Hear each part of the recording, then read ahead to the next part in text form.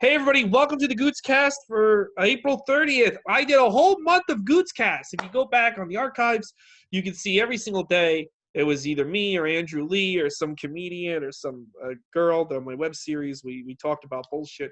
And we're here for the last day of April, and I'm here with my good friend, famous comedian and actor, Jeff Paul. Jeff, how you doing?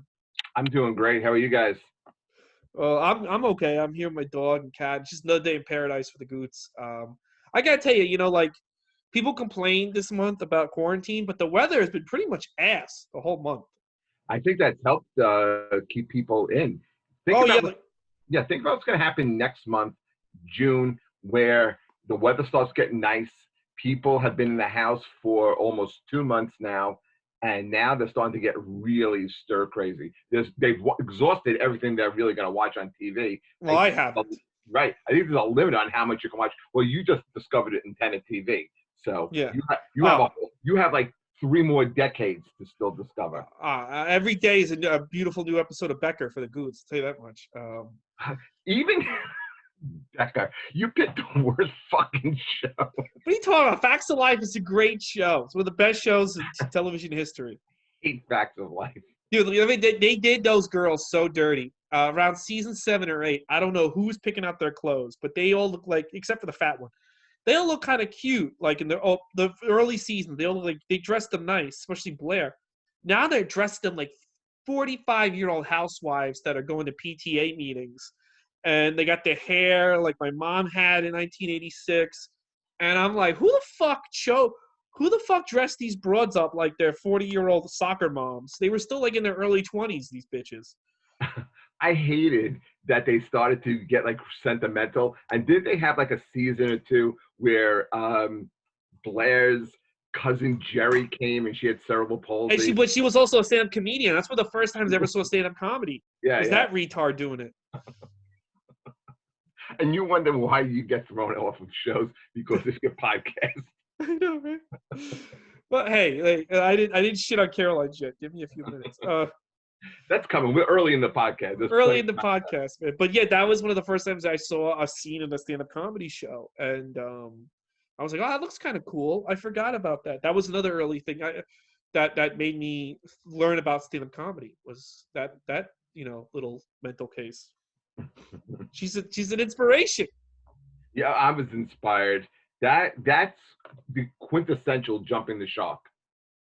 No, I'll tell you who's jumping the shark. Because I did when I was a little kid and I started watching the show. This was the season that I started watching, but I hadn't seen it until now because they only really rerun the early seasons. When Sam shows up on Different Strokes, the little white kid.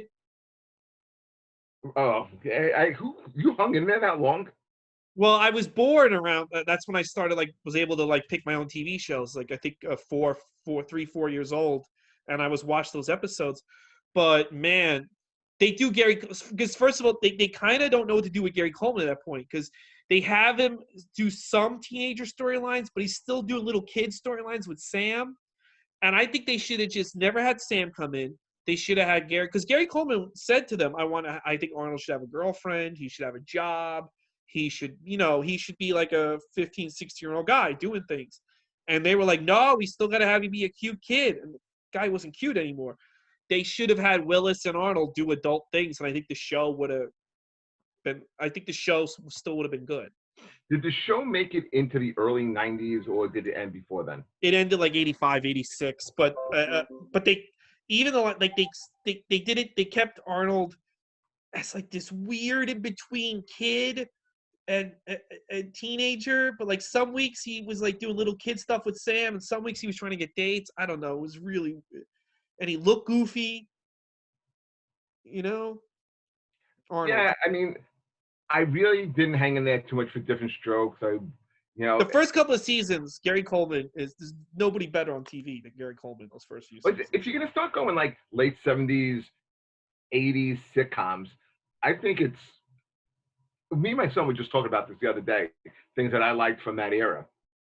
And I have to say, right at the top of my list, I'm probably going to go Taxi.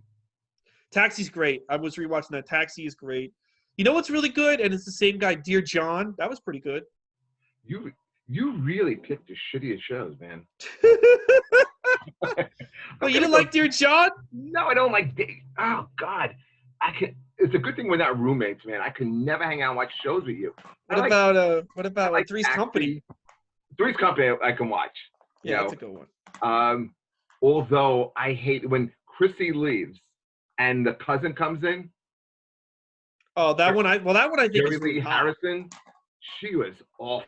She's man. awful actress, but she's out. You know, Terry was good. I like Terry a lot. Terry was my favorite as a kid. Terry was good. People don't give her credit. She was a good. Yeah, and Joyce DeWitt keeps that show together. I saw they have it on YouTube. You got to Google it. It's like 2015, but Suzanne Summers and Joyce DeWitt didn't speak since the 70s until 2015, and they filmed them meeting each other on camera for the first time since the show ended. And it got really emotional. It was interesting to hear them talk and hear like how they've had to deal with that show. But it was interesting because they, Chrissy took it. Suzanne Summers I took it as a business. They were fucking me on money, and I'm like, listen, I don't really like doing this show. This is a business for me. If you're not going to meet these demands, I got to go. And Joyce DeWitt was like, I didn't understand at the time. I was just like, I'm just so happy to be acting on TV. Why would you try to fuck this up for me? Well, I don't care. Neither one of them had any type of real success after that show. No, but the reason why Suzanne Summers is successful and Joyce DeWitt isn't is because Suzanne Summers treated it like a business. She branched out. She wound up doing things other than television. Yeah, because she looked at, and I think that's like the exercise videos, right? Yeah, exercise videos and stuff. The Thigh Master. But she was the smart one because, acting. I think she's like, yeah, I like acting, but also like, hey, this show is making X amount. And I think one of her other demands was like, I think me and Jack should get together. That was the other demand I think she had for the show to be more. And like they were like, I think the fact that I think the show should have ended with that's the Jack and Janet getting married. How the fuck do you live with a girl that cute for 8 years and don't bang her? I don't know. I think the show should have ended with them having like the ultimate menage a trois. Yeah. But I would have had Jack. Everyone was thinking that. Come on. But when they announced Two's a Crowd, Joyce DeWitt thought that they were going to have her be the girl. And then they just brought in some random woman. And although that chick was cute, the flight attendant, they just brought her in out of nowhere. And Joyce DeWitt was like, what about me? Why can't I be the fucking wife? See, you know what stood out about Chrissy is back then, nobody had tits. Chrissy she has huge tits. I forget. Joyce DeWitt has big tits too. You look back. DeWitt does not have big tits. Well, she started. Well, maybe she starts wearing when she had the long hair. She doesn't show them off. But in the later seasons, I think she must have started wearing padded bras because all of a sudden her tits. Yeah, that's what I probably think it was. Didn't you think she kind of reminds you a little bit in her look like Joan Jett? Yeah. I saw her at a Comic-Con. I thought it was a mental patient, and then I realized it was Joyce DeWitt. Really, she was nutty. Well, I just saw this crazy woman at a table, and the table wasn't very organized. So, like, Lou Ferrigno had one table. Lou Ferrigno's table is super put together because that's basically his life now, is going to these Comic-Cons. But everything, he's got, like, 2 handlers. Everything is it's like a machine to get stuff from Lou Ferrigno. My friend was getting something from Lou Ferrigno. And I turn around, and there's just this crazy woman. And she's, like, and the guy's trying to get away from her, whoever was there, the customer. And I'm like, what is this woman selling? Like, fucking, what is she selling? Like beauty cream? What the fuck is this Looney Tune doing? I'm like, holy shit, that's Joyce DeWitt. And I probably could have told, and now I wish I did. I look back. But I was like, she had like crazy eyes. I was like, I gotta get the fuck out of here. So besides watching 80s crappy sitcoms, what else are you doing? I'm watching Pretty Little Liars from the 2010s. So there you go. That show's awful. You're really enjoying this whole pandemic. I am. I'm playing video games. I read comic books. I'm having a great time. I don't know why people are so upset. How could you be this upset with Three's Company on the television? How can you be upset? It's terrible. This is amazing. This is one of the best. Their livelihoods, when that not being creative anymore. Well, I'm being creative. I'm interviewing you about Joyce DeWitt. I haven't really thought about Joyce DeWitt until just now. Hey, did you see what that? happened? Yeah. That backdrop is falling. See, that was Joyce DeWitt. She's crazy. Joyce DeWitt. She put a spell on you. Let me fix that. All right. You know, right before this pandemic, I was going to start a sitcom podcast, and I was going to interview Larry from Three's Company. I heard And about that. and then obviously it fell apart. Although I guess I could Zoom with him. I don't even know if I mean, I don't think Chris Murphy knows how to do Zoom. We tried to have Chris Murphy in a Zoom call yesterday, and it didn't work out. So No. All right, I'm back. JP. Yes. So what have you been doing since the world ended? I keep myself busy. Let's see. I've been working pretty much every day. I make these videos for school in history. So I do two different topics. I do early American history, like pre-Revolutionary War. Now we're into the Revolution, and I'm also now doing the Great Depression. I'm drawing a lot of comparisons between what we're going through now and what they went through during the 1930s. Mm-hmm. So that's one thing I'm doing.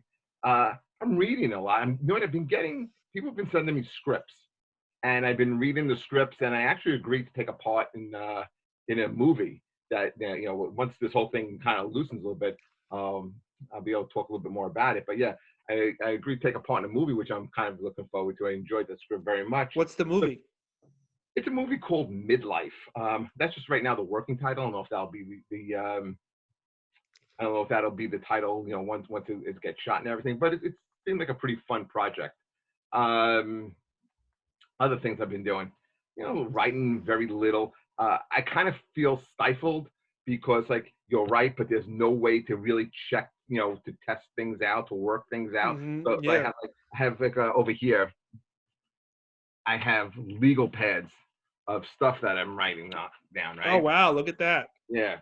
You're And writing your manifesto. yeah. And then what it does, I write it and then I put it over here because there's no way to really, I feel comfortable, working my stuff out here. Putting it out there. Yeah. Yeah, exactly.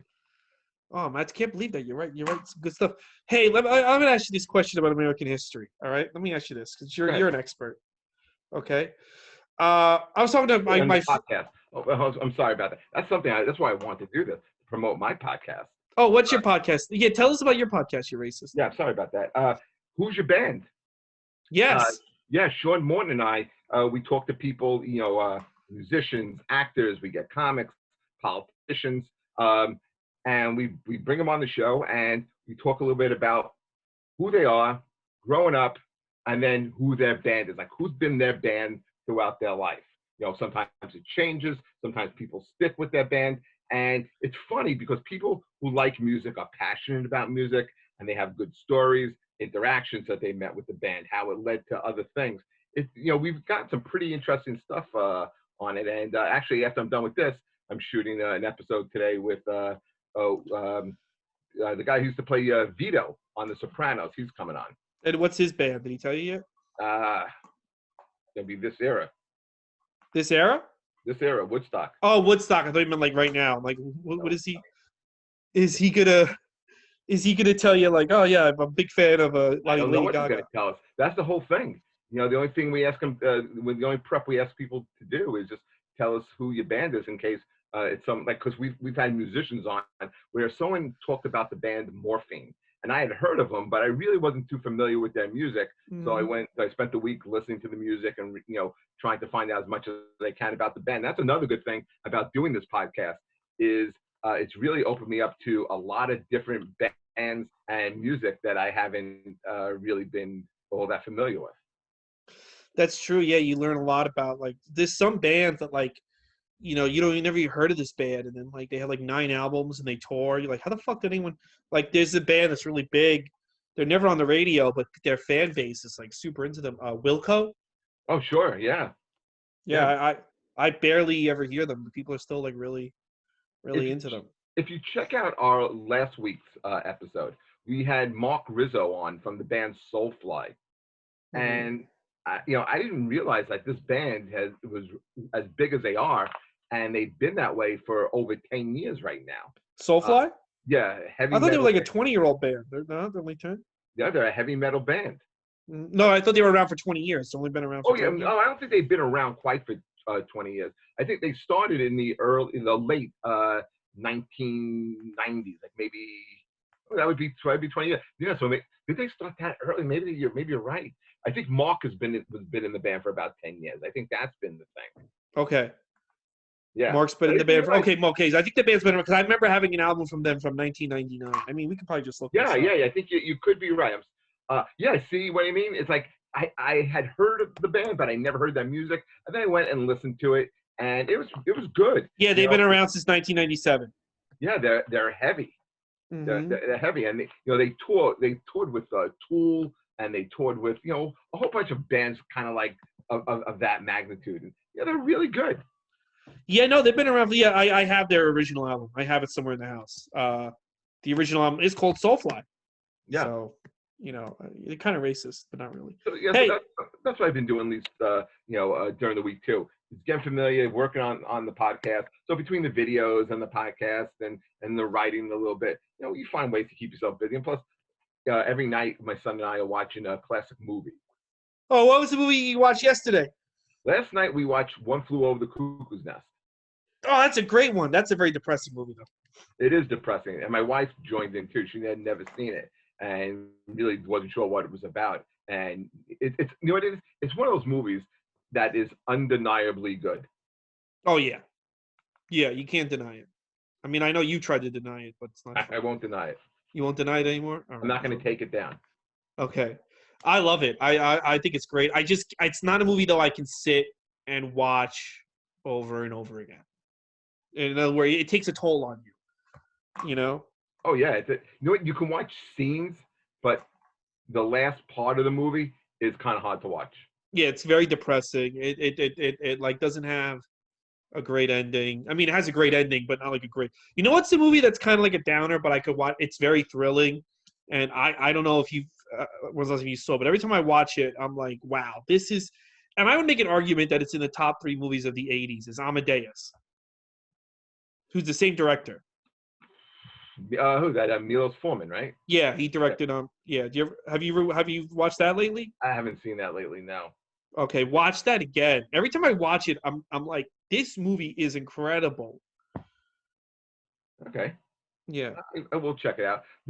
It started out with me and my son he was curious about those John Hughes movies, those high school movies. Yeah, some of those a little bit overrated, like 16 Candles. I don't think holds up. Yeah, my son is a freshman in college, so he kind of still relates to those movies a little bit. Like the other night we watched. Well, I'm 39. I relate to those fucking dopey things still. You're 39? Yeah, I'm 39 right now. Yeah, you're 39, but you're more like 11. I know, that's true. Did you ever see Breakfast Club? Yeah, not. It's one of those movies like, and The Lion King was like this. I finally watched Lion King all the way through, in this summer for my podcast. The cartoon version or the cartoon version? Yeah. And Breakfast Club is these movies that you didn't see, but you know the plot. They always quote scenes, and you've seen parts of it, so you feel like you've seen it. Breakfast Club is like that. I've never sat through Breakfast Club start to finish, but I've watched the ending. I watched the beginning one time at school. We read it. We were going to do a play version of it in high school until the principal said no, and so we read the whole script. I was supposed to. Hold on a second. Who were you going to be in the play version? I think they're going to have me be Judd Nelson. You were the rebel? That was going to be the rebel, yeah. Oh, man. Are you a tortured soul, man? No. Because that was the whole premise of the Breakfast Club. It was like, who do you identify with?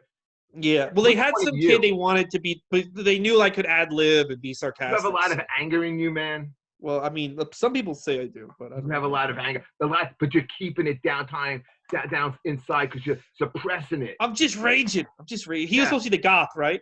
For Christmas, did your dad give you a carton of cigarettes and say, "Smoke up, Ray"? No. They wouldn't give me cigarettes. They were like, "You cannot smoke." Wait, was he supposed to be the goth kid in that movie? He was the tortured soul. It's so funny because he never played that role ever again. Every other role, he was like a lawyer. I knew that the thing I hated about it, besides the overacting, was the way they kind of shot him. It almost seemed like you could see up his nostril caves. It was almost like every scene was like this. Yeah. Oh, hello, Claire. Hey, Claire. Oh man. That's oh Yeah, Jesus. he Yeah, was I tortured. gotta watch it. I gotta watch it eventually. It's just one of those movies that always slip by me. And I pretty much know what happens. You know what I mean? And every TV show has played tribute to it. It's same thing like Casablanca. Like by the time I was 8, I saw like 97,000 tributes to Casablanca. So you feel like you've seen it. You know? Right, Yeah. right. Like every single fucking cartoon had the scene at the airport, like when it was Looney Tunes or Simpsons or any, you know. Now, if we get a chance tonight, I think we may try Shawshank. Oh, you know, the book is even better. Yeah, that's Stephen That's King. yeah, you can't go wrong with Stephen King. Yeah, you can. You know what Who? you should watch? You know what you should watch though? You gotta show him. I think you should show him Charlie Boy. Charlie. You know what? I'm waiting for Charlie Boy to come out. You gotta show your son Charlie Boy when that comes out. I think Yeah, I'd like to that see it. might change his life. He might drop out of college just to pursue doing Uh, shows at New Jersey wineries. Well, we're gonna see. I mean, Charlie Boy hasn't been released, but as soon as it is, I'm Let me tell definitely you, gonna, I'm, you if know, you if you're I'm gonna support it. If it comes on pay-per-view, I will actually buy it to support. I got news for you. You ain't coming on anything. I got news. It's such a dick. I got news for you. Let me tell you something. The Pete Davidson movie is going direct to I know. streaming, but Charlie Boy is waiting. Okay, fine. Well, one good Judd thing. Apatow was like, "Fuck it," but not Charlie Boy. Well, because you know one of the things, it's supposed to be. Actually, I heard King of Staten Island supposed to be pretty good. Oh, I'll probably grab it. I'm gonna grab it now. Well, first of all, think about it. That you've watched everything you really wanted to watch. Now that they're going to start to release new content, and people aren't, you don't hear them opening movie theaters anytime soon. People want to see something new. Well, It's very smart to did you hit the pay-per-view. Did you hear the controversy over the Trolls movie? Have you seen this? I know that they released it onto pay-per-view. Yeah, they put it onto pay-per-view, and they did a killing on it. They made their budget back. It made more money, I think, than the first Trolls. So they're over the moon because let's be real. Well, I'll tell you in a second. But let's be real. If this was like a regular movie season, Trolls 2 probably would have made $4. But now they made a killing. So Universal put out a statement, and they were like, going forward, we're gonna be putting more movies out on Vudu on demand, because we made so much money on this. This is great. And AMC Theaters put out a statement 2 hours later, and it wasn't a typical press statement. It was basically like a "go fuck yourself, I'm gonna slit your mother's throat." Going forward, AMC is not going to put out any more Universal pictures in our theaters. Universal has betrayed us. Universal has betrayed our agreement. They never should have put out Trolls on demand. They have cost people jobs by doing this. And if Universal wants to put out more movies like this, we will not be showing any Universal films in our theaters when we reopen. Shame on Universal. I didn't hear that, but this is what I kind of know is like AMC is in trouble. I know, but that's why I think they have to the theaters want to try to make a line in the sand to the studios, be like, look, if you're going to fuck us with this on demand. But I think the studios are the ones at the theaters by the balls because, like Disney, like today was supposed to be Black Widow. Black Widow was supposed to come out if there was no corona. And this was going to be a huge day for movie theaters. It was going to be all hands on deck. A new Marvel movie. But they delayed it to November. So the movie theaters are hoping, okay, November, we're going to have a good November because there'll be a new Marvel movie. Everyone will be working extra shifts and shit. But if Disney wants to Disney was like, you know what, fuck the movie theaters. They could put Black Widow on demand today, and that wipes out their November. Here's something I think that they also have to kind of factor in. Once they even do open up movie theaters, are people going to be 100% comfortable going to movies? That's why Universal wants to do both. They want to have movies. Right. Are they going to open up? Are they going to open up to limited capacity? But also, even if people thing is right, there's no certainty in any of this. And as these theaters stay closed, and the more we get further and further into this, how much can they sustain before they say we can't afford it? We exhausted our nest egg. Exactly. Rents, we can't afford these mortgages, and they wind up closing up. But here's the other thing. Scary. It's scary, but here's the other thing for like what Universal Trolls is a kids movie. Now, when you go see a kids movie on like a Saturday at 5:00, you're paying almost $75 in movie tickets. Then the kid's gonna want popcorn and soda. You're talking about almost if you take two kids, it's you and two kids, right? A mom and two kids. Between the tickets, the popcorn. Maybe you go get pizza afterwards. You're talking about $150, $200 a day. Now, if you just order it on demand, you pay $20 for the fee. You can eat or drink whatever the fuck you have in the house. And you can watch as many times as you want. The kid can sit there for 48 hours and watch it 48 hours straight. So for families, that's just going to make more sense because number one, you're worried about Corona. Number two, the movie theaters want to charge you an arm and a leg. And number three, you can distract this kid for 48 hours on $20. So who would it? That's gonna, and the studio gets the whole 20. No one gets a cut of that 20, but the studio. It's a good point. Yeah. So I think movie theaters have been in trouble for a long time anyway. If you notice, like I live in Staten Island, and we've had a couple of movie theaters open in the past couple of years, and another one scheduled to open. If you notice, the new movie theaters that are coming out, they're not like just regular movie theaters. Everything is with those big reclining chairs. Yeah. Like the restaurants, there's a bar in the movie theater. It's to make the whole movie theater experience, as best as they can do it. The problem is you still got to deal with jerk offs in the movie theater, like looking at their phone, having conversations. There's the whole hassle of getting there, and then since everything is so expensive with their overhead, what is a bucket of popcorn costing you almost $10-11? I know. A fucking soda costs $6. What is that? A bottle of water is like $6-7. Yeah, and it's like you only have water or soda as your options. It's not like they have other options to stay healthy. Like if you want to have a drink during the movie. Well, what else than water? What? What else do you want to drink besides water? I don't know, maybe some iced tea or. They have iced tea. They don't got iced tea. Yeah, they do have iced tea. Lemonade. I want a nice lemonade. I want some fresh homemade lemonade at the movie theater. You pricks. But no, and then the other thing too is like these. Hey, I loved Avengers Endgame and I loved Avengers Infinity War, but it's kind of a self-fulfilling prophecy. These movie theaters, they have 97,000 screens. And you go to the movie theater, like I remember I saw Avengers Endgame twice. And the next week I wanted to see a movie with someone, but we didn't want to go see Avengers again.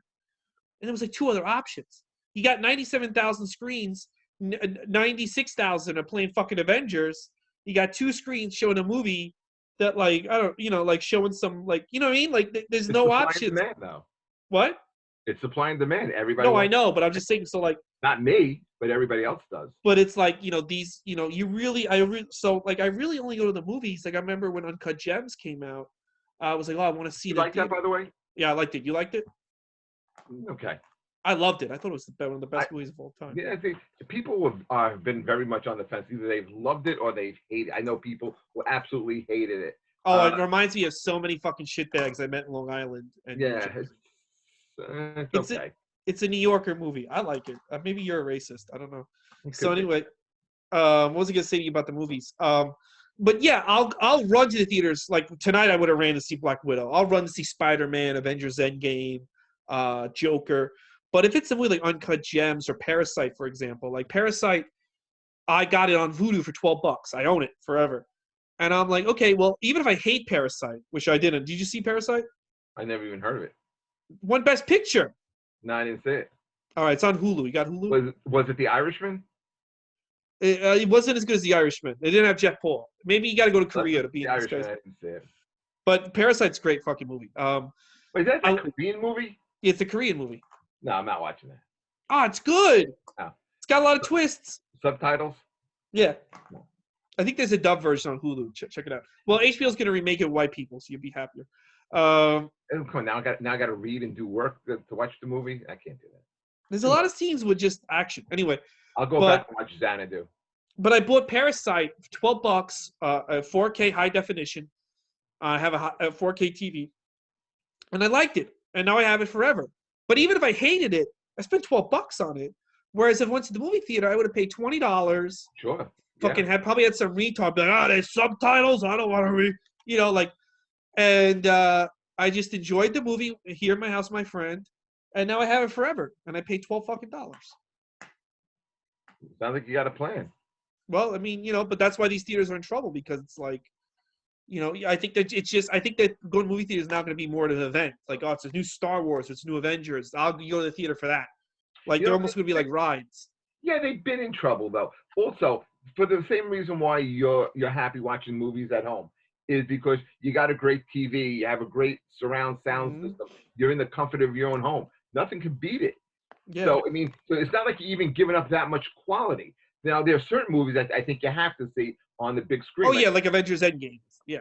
I didn't, I'm not a nerd. I don't watch although I did see my first superhero movie during this pandemic. But What was that again? let's see, Captain America. Winter Some, Soldier. no, not is that the Winter Soldier, or is it like the first one? He becomes Captain America, Oh, the first Avenger. the first Avenger. The Yeah, one in the 40s. yeah, I like that. That was good. I thought that was pretty good. But did you see 1917? No, I got to see that. But I Definitely feel see like it. everyone said if you don't see it in theaters, don't see it. Well, the thing is, any war movie that's shot that way, and I think it may have even won best cinematographer. I think you're right. You have to see the way it's shot, and if you're a fan of war movies and World War One, it's a great depiction of it. I would say, like, do you like that type of movie? Do you like war movies? Yeah. I mean, I'm kind of over war. I'll tell you what I'm over. I don't mean to sound like a dick, but I'm over World War II. I'm kind of over it. I get it. You saw Saving Private Ryan. Yeah. Okay, it's not as good as Saving Private Ryan, but it's definitely better than Dunkirk. Okay. One of my favorite war movies, and it's been on cable a lot recently. Have you ever watched Platoon? Yes, I like that. Yeah, that's phenomenal. Yeah, I like Platoon. The only reason I'm over War War II is because I just feel like at this point I just feel like a lot of these movies are just rah propaganda. I don't think they really get into like what really went down at this point anymore. I think Platoon, first of all, Vietnam, and Platoon, I like it because it's very a great realistic. So was depiction. Dead Presidents. Saving Private Ryan. I mean, that opening scene. Anyone who's ever been at Yeah, World War II tells you it's one of the most realistic scenes. And 1917 is World War One. but I do feel like hey, I'm proud of you. I do feel like the movie Saving Private Ryan after that initial battle, I think it gets very bad. Not very bad, but boring. Not very bad, but that opening scene is The opening scene makes it. one of the best opening scenes I've ever seen. Yeah, but the rest of the movie I could take or leave. I'll tell Did you that. like? Did you ever see Glorious Bastards? Yeah, that I love, but that's the other like that's a fantasy. Yeah, but I still like that. And I still like it. It takes place during World War II. Yeah, it does, but like he makes historical fantasy. Like the Django is a fantasy, Hateful Eight, and so is Even the last one. the last one is just fantasy. Yeah, But it's fine, but you know. Once He's Upon a more Time in Hollywood. important. The thing with Quentin Tarantino, he is more important about getting the feel down. So like a lot of he really nailed because my parents went to LA in the 60s to visit my family. Right. And there's pictures, and he nailed a lot of the feel of LA in the 60s. He nailed it. But as terms of what really went down, he just made that up. Of course. But he definitely nailed the feel. I think to him the feel is more important than the actual facts of the story. What did you want to talk about in history? You said you had a history question. Yeah. So I was with my friend. He's over in England, right? And and I asked him how does England see the United States? And he was honest. He goes, the top story every night on the news is what the fuck is wrong with America? What the fuck is wrong with them? Like, and the other thing, and this is a bit of fake news, but this is the propaganda they're spewing over in Europe, is that New York is gone. Like, we are a city.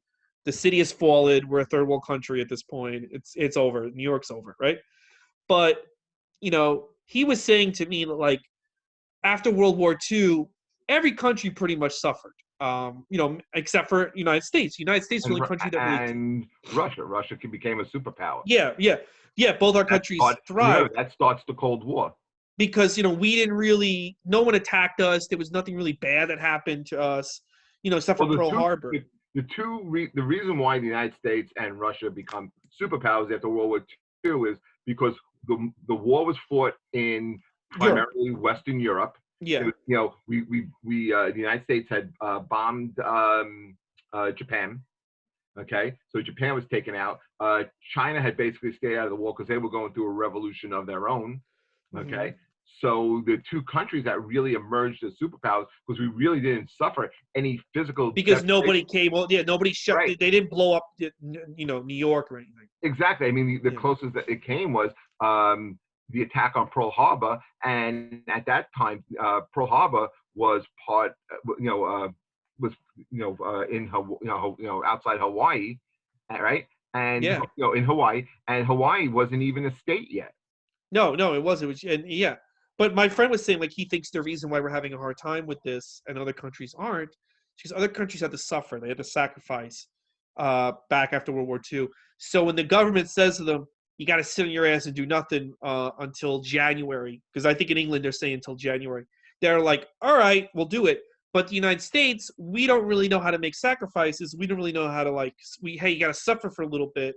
So that's why we're not handling this well, because we're like, all right, listen, we gave you a month. Now I gotta go live my life. I gotta go do this. I gotta go do that. What do you think? You agree with that statement? No. About other countries know how to make sacrifices? No, I know. Because first of all, who in England, who in France, who in Germany, who's like 20, 30, 40 years old, was around and knew the sacrifices you had to make during World War II? No, I know, but their grandparents probably told them and stuff. Okay, so that my father tells me, my father's still alive. My father was around during World War II. I know, but your father didn't have to make sacrifices during World War II. Of course he did. Everyone had to make sacrifices during World War II. Yeah, but it's not like the Germans were blowing up, Brooklyn. No, but the thing is, there was still rationing going on. There was, there was still the people were still afraid of the threat of atomic attacks. They were afraid of the infiltration of communism. There was a lot that people were still nervous about. Rationings were still going on. Money not being loaned out. That's going to be one of the problems, by the way, caused by this pandemic, which is going to really cause our country to go into a recession. Is that these banks are not going to feel comfortable, okay, to make any loans. So we're going to really be at a stagnant point. But I don't think that the United States is any better or any worse than some of these other countries. Okay. I think there are some countries that are probably ahead of us. And I think there are some countries that are absolutely behind us. And New York, I think we're kind of like, listen, New York's a very unique place because, unlike Los Angeles, we're not, we're not spread out. There's nothing spread out about us. We're very, very, very dense, in the way we are. Also, when there was first a hint of something like this happening, they closed international air travel out in LAX, but they kept Newark and JFK open. Okay. Yeah. So, we kind of got it like, people coming in and infecting this very, very dense area. So that's why you see such a disparity between what's happening in the city as opposed to upstate New York. Yeah, but I mean, I do agree with him to a certain extent that I think our sense of individualism as a country is going to mean that this is going to take longer. It's going to be a harder road to get better from this than other places, because we do have this sense of, and when I was talking to that guy yesterday, I got to live my life. And it's like, no, I know you got to live your life, but you got to live your life a little bit differently now, because this is a very serious disease. And I think a lot of people at this point are like, all right, I gave you a month of my time. Now I got to do my own thing, because we're always about the pursuit of, what is it called? The pursuit of happiness, the American dream. Okay. Life, liberty, and the pursuit of happiness. Isn't that the phrase? The life, liberty, and the pursuit of happiness is kind of like a sample part.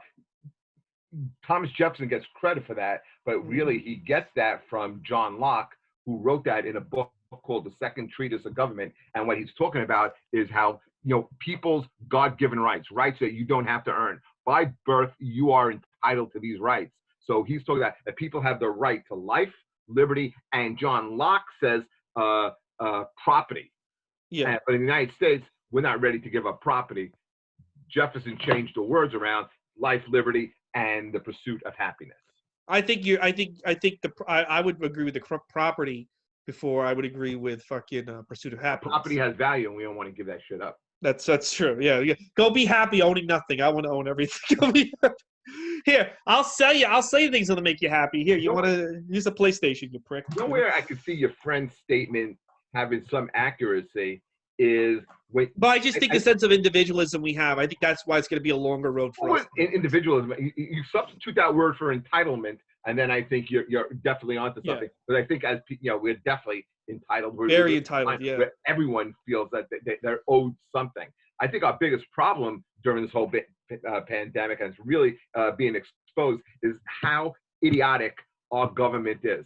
I'm not just I'm on both sides of the aisle. Oh yeah, no, both sides. 100%, I agree. I would love to really see an accurate poll, not something that is something that is biased, but a real down the middle poll of who really has faith in our leadership on both ends.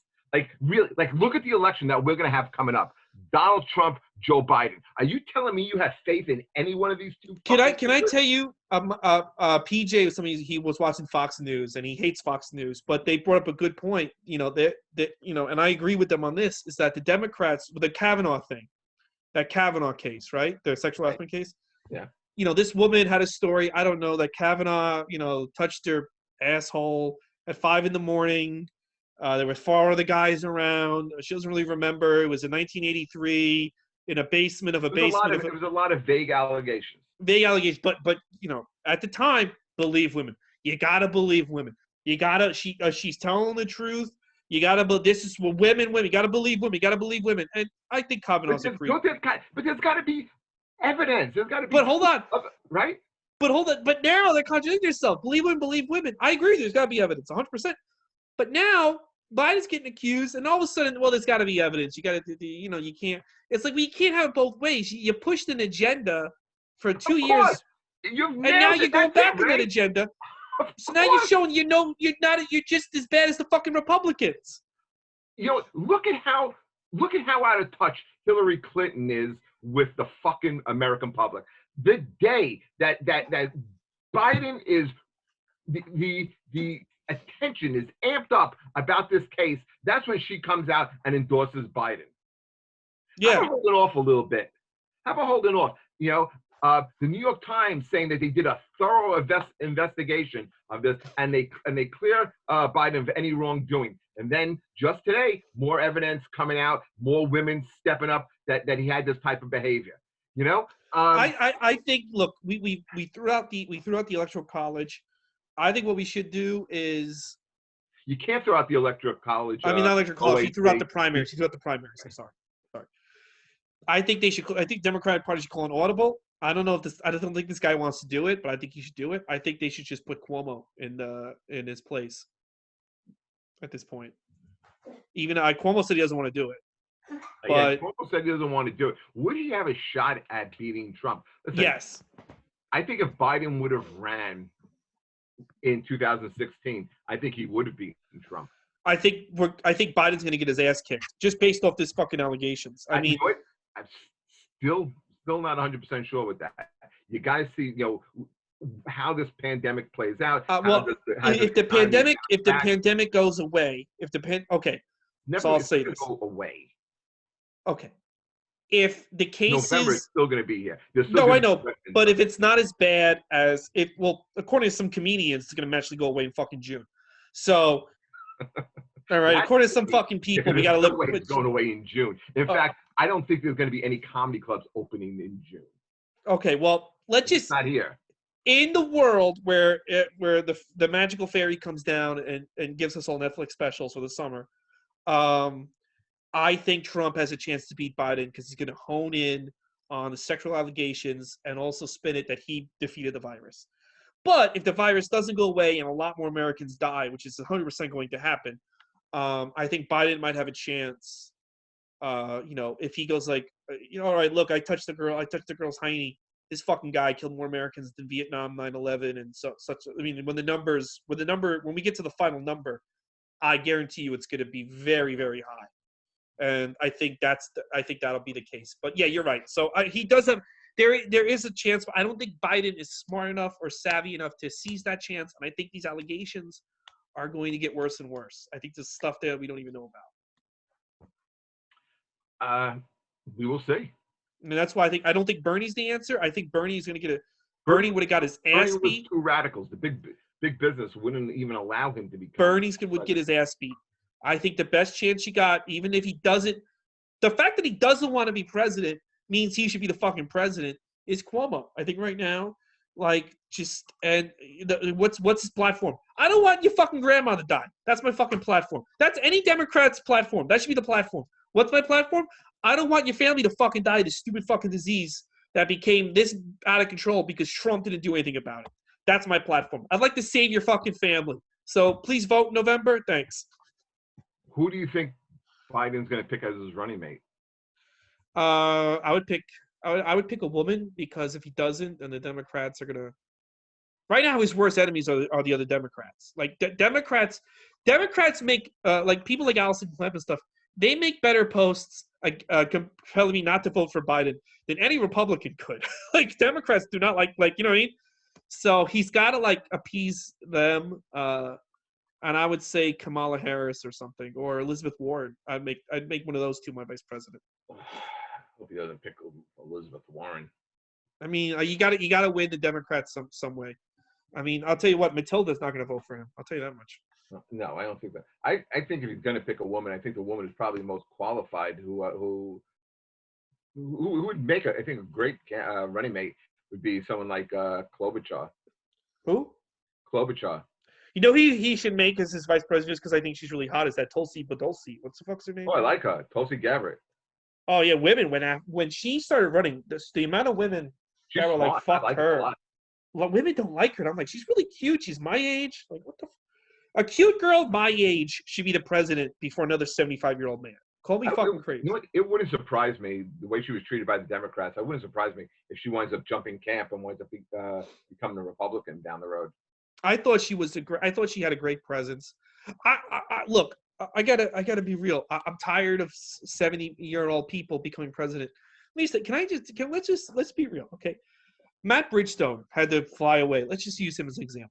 Matt Bridgestone had to fly away to Europe for like 3 months for this incredible. Matt Bridgestone, out of all people? I was going to use Caroline's, but I don't want to talk about them. But Matt Bridgestone, I need someone in charge of my Atlantic clubs, my Atlantic City clubs. I need someone in charge. And Mike Merkovich comes to him. I got two options. One guy's 77, one guy's 73. You know what Matt Bridgestone's going to say? Keep fucking looking. He's not even going to interview these two guys, okay?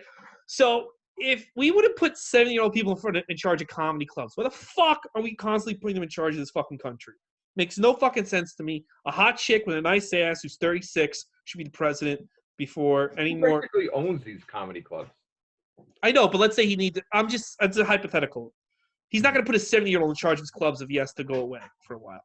It's never going to happen. Doesn't matter who the 70-year-old is. You know? A crazy comparison, but all right. But would you put a 70-year-old in charge of Comedy on the Stars? No.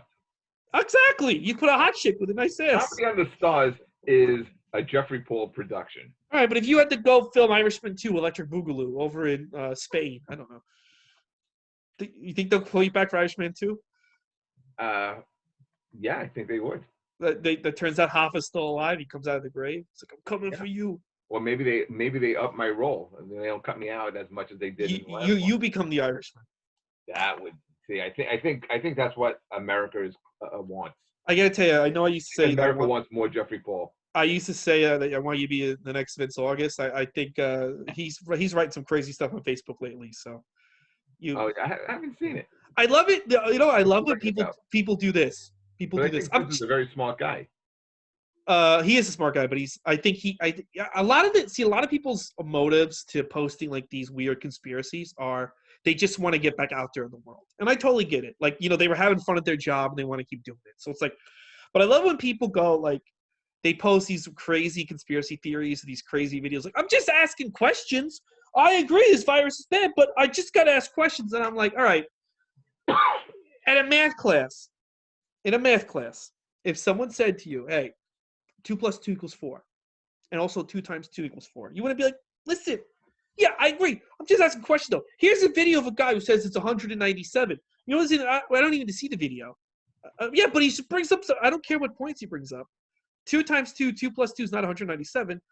Take the video, shove it up your ass. You know, like, we got to move on to the next multiplication. Because facts are facts. Science is science. You know what I think, Ray? I think any argument that you make, you can find any article. Search for, if you search far enough, you can find any article, any video that's going to support your narrative. Yeah. So anytime people post shit like that, I'm always like, where's the source and where's it coming from and what's the agenda? Yeah, well, like if I'm a doctor right now and I don't really I give a shit more about like getting famous on social media than anything else. All I would do is trust my like Beth. If Beth right now wanted to blow up on social media and said, I don't give a fuck about my job, all she has to do is take out her scrubs, go in her apartment, be like, yeah, the emergency rooms are dead. Corona's not really that big of a deal. And, you'll have every comedian that wants to go back to Gino Bisconti will run and share that fucking video real fucking fast. Like, hey, look, like, so it's, I don't know. Listen, I don't understand what people are complaining about. Hey, sit at home for another 2 months and watch Three's Company. That sounds like a great deal. No, it doesn't sound like a great deal. I like it. I like that. Right. You're talking about people's livelihoods, things that they're not going to be able to. Well, maybe they should live stream Three's Company and on Twitch, make some money off that. What do you think? Suppose we go with your idea that you stay home for 2 more months, and then in 2 more months, you think we open up the door and magically we go? No, it's going to get rougher. It's going to get rougher. It's a tough act that we're balancing right now. You got the first and foremost, you got to have people's safety. That's the first. But can I tell you? But can't let people safety. But Jeff, you can't let the economy completely collapse. I understand that, but otherwise, Jeff, if everyone's going to be fucked by this. If there's no comedy in August, well, Jeff, I'll just say this: if there's no comedy in August, and you're a comedian, and your source of income is comedy, and the unemployment's going to dry up in a few months from there, I hate to say it, but you got to go get an essential job, and there are essential jobs. They have training programs on the New York Labor website. So, what are you going to do? I'm saying to you, hey, sit back another month or two, watch TV, and see where it goes. But you might have to go get a job. I might have to go get a job. I've accepted that. I've accepted that fact. You got to accept that fact. What job would you get? I would like to do something administrative for the health department. I like to make schedules or something. What? I'll go to work for your wife. I'll answer phones over there. That's what we want. That's what we want. The Goots. I got Jasmine and Matilda. They'll help me out. I would get. I could do administrative. I could do I managed they got mad at me at the other podcast, but I did manage a fucking staff of 50 people. I could do it. I think you'd be fine at that. Yeah. Yeah, if I have to. I mean, if people are still dropping dead in September, October, getting an office job, hey, I could do that job at home at this point, just on my laptop. Hopefully, that's not going to be the case. One good thing, I mean, the death rate is dropping. It's dropping slow, but it's dropping. But it is dropping, yeah. That's why we can't. But my thing, significant drop from the beginning, of April, like around Easter to now. Yeah, it's less than half than that. But it's still way too high of a number. But my argument to people is, we can't rush back, because if we rush back, we'll never be recovered from that rush. That's right.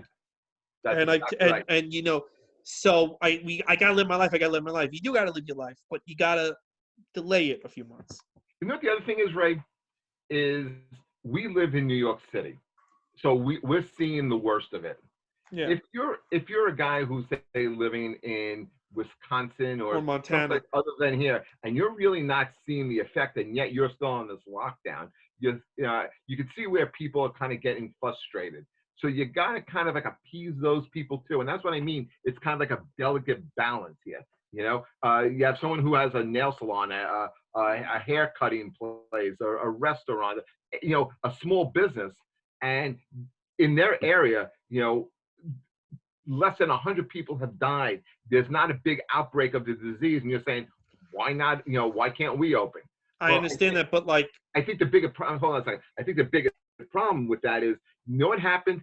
Connecticut was behind New York when it came to closing.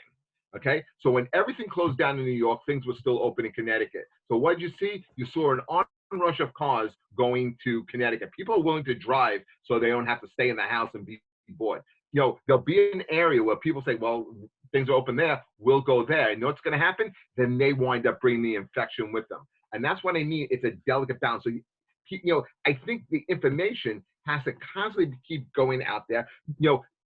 The the federal government in particular has to stop infighting and making this political, okay? And just really fucking focus on one, getting people better, lowering these numbers, really having people understand the advantage of social distancing, because it's working here in New York.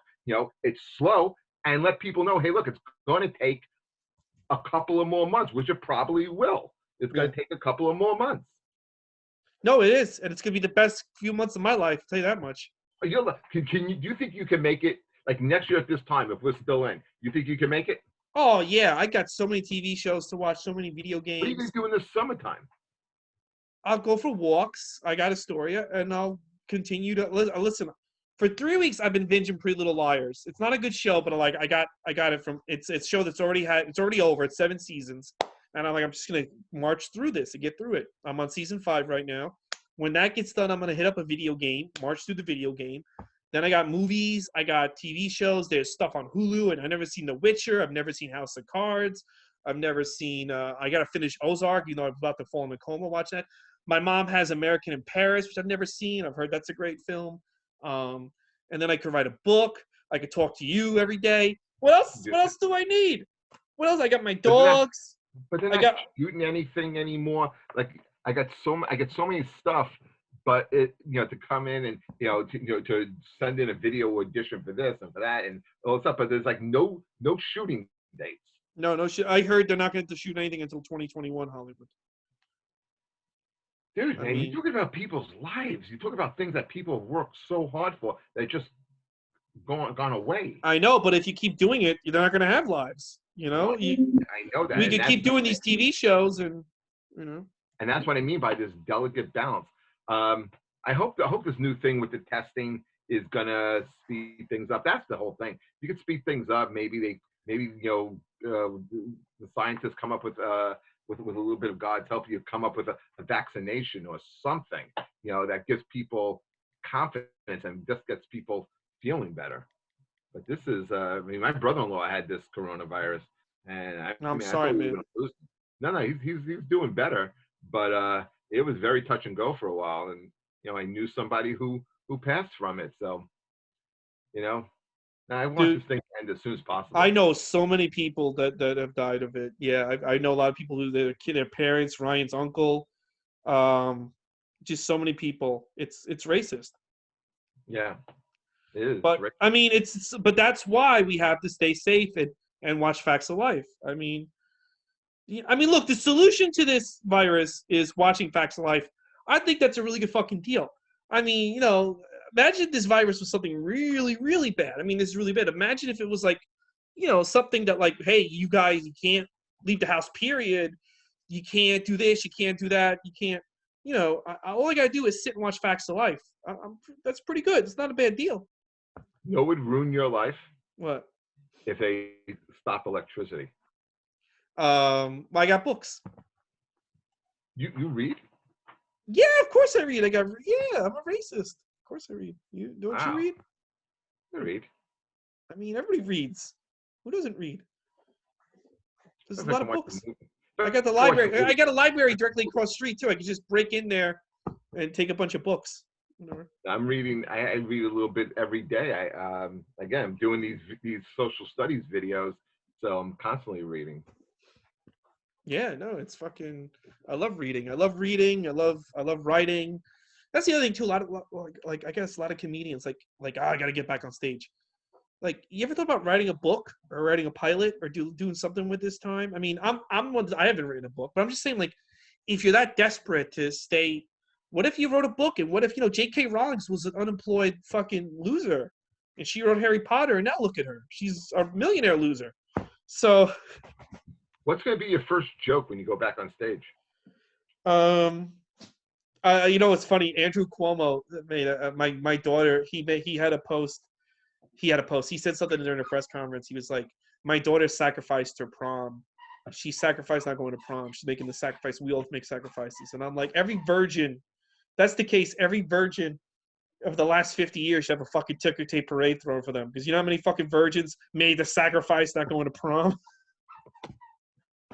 What's going to be that's going to be your joke? I think I'm making that a bit. Yeah, because like, what sacrifice? You go to prom. I know every fucking loser that sat home, played Dungeons and Dragons, and go to prom. Is that a heroic sacrifice? Where's their fucking parade? Yeah, that's good stuff. That'll get them. Hey, what are you being sarcastic? I'll smack you around. I'm gonna open up with hey, so what have we all been doing? I'm gonna open up with like one in four of us might be pedophiles. 1, 2, 3. See, I put a spin on that joke. I say 1 out of 10 are pedophiles, so it's a longer bit. Yeah. Yeah. What do you think about that? You know what? I like it, Jeff. I think you gotta. I think you know what? You're not gonna be the next Vince August. You're the next Johnny Carson. How about this? I'll do some crowd work and I'll ask. Like, yeah, let's do a little role play. I'm gonna call on you. Okay, you're in the audience. I'll go. Hey, what do you do for a living?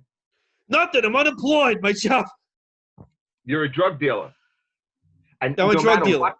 No matter what people say, I'm gonna say you're a drug dealer. Okay. And people are gonna laugh and laugh, and that's the kind of humor you could expect when you come back.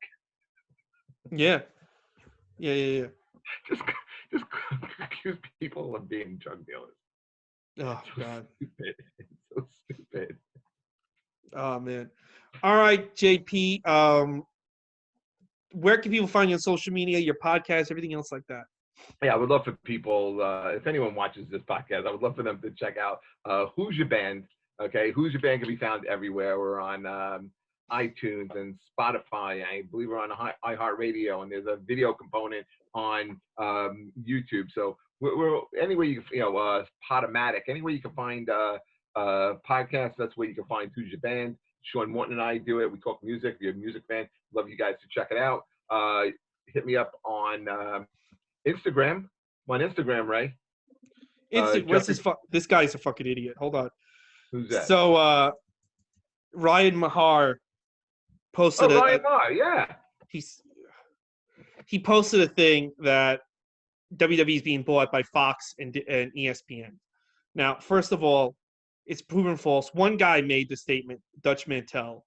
Like, it's been already proven false. Also, those are two separate entities. Fox, they bought 20th Century Fox. They didn't buy Fox. Fox is Fox News. It's Fox Sports. That's a separate company from Disney. So Disney and Fox could not buy something. That's like me saying to you, I'm selling my restaurant to Burger King and McDonald's. Well, they're not going to go halfsies on this. Either Burger King or McDonald's is buying your fucking restaurant. So he keeps posting like just not. It's just like, dude. No, you got it. First of all, Ryan's a good guy. He's a good guy. I like him, but it's like, dude, it's like, come on. You got to get him on this show so you guys can debate this out. That would be a good one. But again, it's like, dude, it's like they wouldn't go in on a deal to buy a company like WWE. That's a multi-billion-dollar company. One of them would buy, and you're not going to sell. That's like being like, I'm selling I'm going to sell. It's like a million. I sold my comedy club to Gotham and Caroline's. Well, so they're going to both co-run it? You know what? I wanted to ask you something about wrestling. You know what I would think is really stupid? Whenever they have to have, do they have to have a signing in the ring? A what? A signing. Like, what do you mean by that? Like Drew McIntyre is going to fight this other guy. Who's his rival now? Seth Rollins. Seth Rollins, yes. And so, in order to make it official, we have to have a signing in the. They did have a contract signing. And then always a fight breaks out. They always have a fight. And they actually, Drew McIntyre walked in the ring when he was going to sign the contract, and he's like, because Jerry Lawler was going to officiate the signing. He goes, you know what's going to happen. You should probably leave the ring right now. And Jerry Lawler goes, yeah, I figured. See you later. Is it an official document? Do they really? It's so dumb. It's so dumb to keep doing because they always just beat each other up. I want to see a contract signing where they just sign the contract, they shake hands, and they leave. That to me would be so interesting. Money in the Bank? Yeah, Drew and Seth are going to meet at Money in the Bank, but they had to sign a contract first. It's so dumb. Especially now there's no audience there. Why are you signing a contract in the middle of an empty ring? It's not the same without the audience. Yeah, it's not. They're going to go. Anyway, people can find me on Instagram, JeffreyPaul2363. You can find me on Twitter, JeffreyPaul17, and of course Facebook. All right, guys, thank you so much for listening. Tomorrow I'll be back with Andrew Lee we're going to talk about wrestling. SmackDown post show. Jeff Paul, thank you so much for being on the Thursday edition of the Gootzcast. My pleasure, man. Take care. Be See well. you guys next time.